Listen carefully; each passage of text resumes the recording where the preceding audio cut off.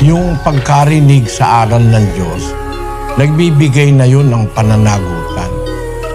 Doon sa Santiago 4, versikulo 17. Sa nakakaalam nga ng paggawa ng mabuti at hindi ginagawa, ito'y kasalanan sa kanya. Yan, sa nakakaalam, irrespective kung kaanib ka o hindi ka kaanib, kasalanan mo na yung nalaman mo yung dapat na ganun ang gawin mo, paggawa ng mabuti alam mo na, tapos hindi mo ginagawa, kasalanan sa iyo yun. Whether you are in the church or outside the church, pag nalaman mo.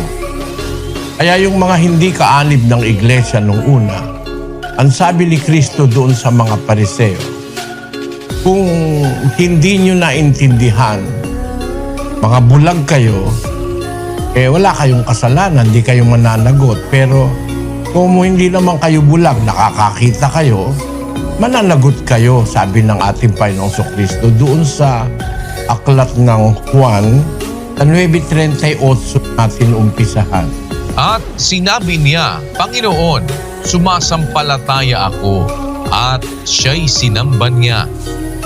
At sinabi ni Jesus, sa paghatol ay naparito ako sa sanglibutang ito, upang ang mga hindi nakakakita ay mga kakita, at upang ang mga nakakakita ay maging mga bulag.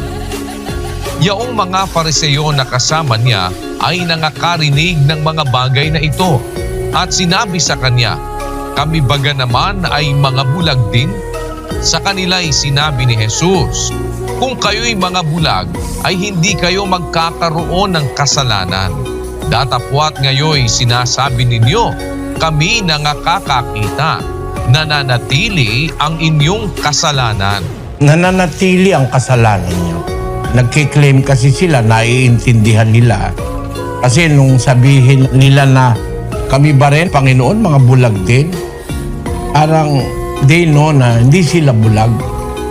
They trust na hindi sila bulag. Sabi ng Panginoong Hesus sa kanila, kung kayo mga bulag, hindi kayo magkakaroon ng kasalanan, dadapot. Ngayong sinasabi ninyo, kami nakakakita, nananatili ang inyong kasalanan. Ang ibig sabihin, may kasalanan din sila kahit hindi sila kaanib sa iglesia. Pagka narinig nila at naintindihan yung aral ng Panginoong Jesucristo, ang magkaiba lang, yung kaanib at hindi kaanib, parehong nagkakasala yun pag alam na nila ang aral, di nila ginagawa.